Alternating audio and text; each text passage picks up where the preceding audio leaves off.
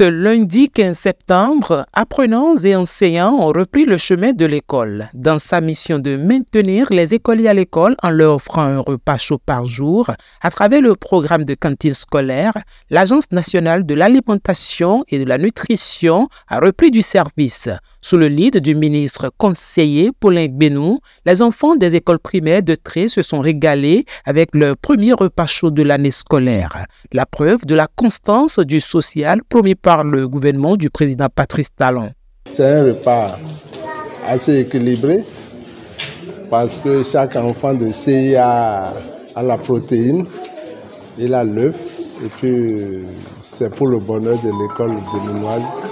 Mais nous vous rassurons que dans le budget de 2026, il y aura la cantine pour tous les écoliers des écoles maternelles et primaires sur toute l'étendue du territoire. Ce qui m'intéresse toujours et qui doit continuer à m'intéresser est que les vivres sont produites dans nos localités, sont vendues dans nos localités à l'ANAN.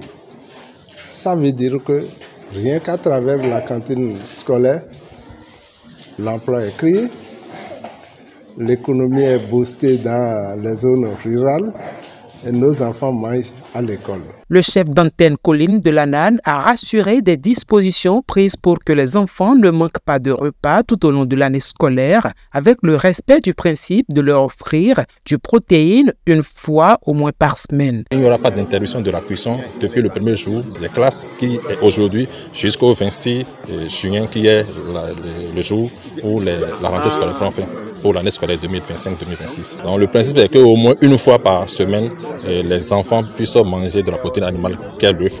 Nous travaillons à respecter ce principe déjà à partir d'aujourd'hui jusqu'à la fin de l'année. Vous avez dû voir le repas qui est servi comprend un œuf au niveau de ce qui est servi au niveau de chaque enfant.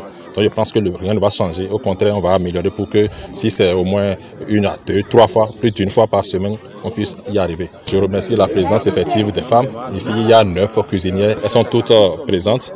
Elles ont travaillé à ce que nous ayons un repas de qualité, j'avoue, et servi à temps. Je les félicite, je les encourage à garder le même principe, surtout notamment la cuisson, en fait, les règles d'hygiène, l'hygiène alimentaire, l'hygiène vestimentaire, l'hygiène du cadre de vie. Il ne faut pas qu'en voulant donner à manger à nos enfants, on les contamine encore.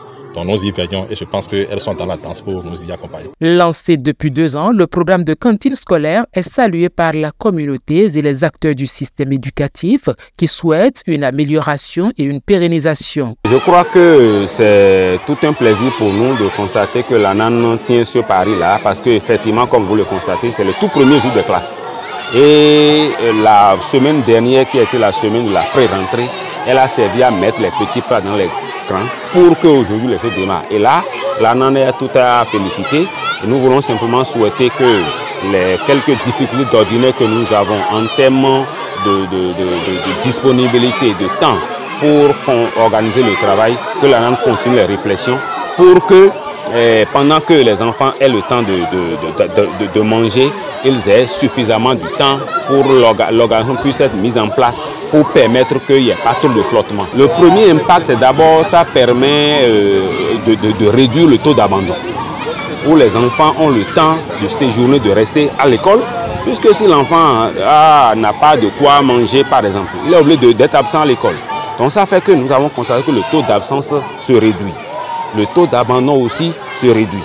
Donc voilà le premier impact. L'autre impact, comme je l'ai dit, si le corps est satisfait, les neurones ont le temps de faire les ramifications nécessaires pour qu'ils puissent participer à l'apprentissage. On ne peut que remercier le gouvernement pour ça. On peut demander encore d'autres choses en plus. Si déjà, pendant la récréation, ils peuvent insérer au moins la bouillie ou bien le thé, ça serait intéressant. C'est une demande. C'est une demande. Mais avec ce qu'il a déjà fait, c'est déjà bon. Les enfants, aujourd'hui, ils arrivent à apprendre, ils arrivent à étudier convenablement parce qu'ils savent qu'ils doivent manger. Donc, nous ne pouvons que remercier l'État, le gouvernement pour tout ce qu'il a fait. Il nous a dit,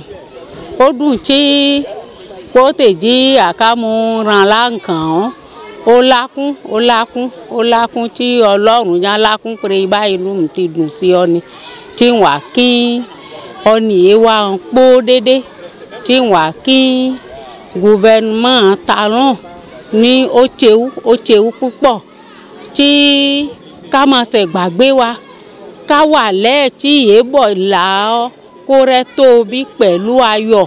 Pour ce lundi, les apprenants de l'EPP3 ont eu droit à un plat de riz accompagné d'œufs pour démarrer en beauté la rentrée scolaire.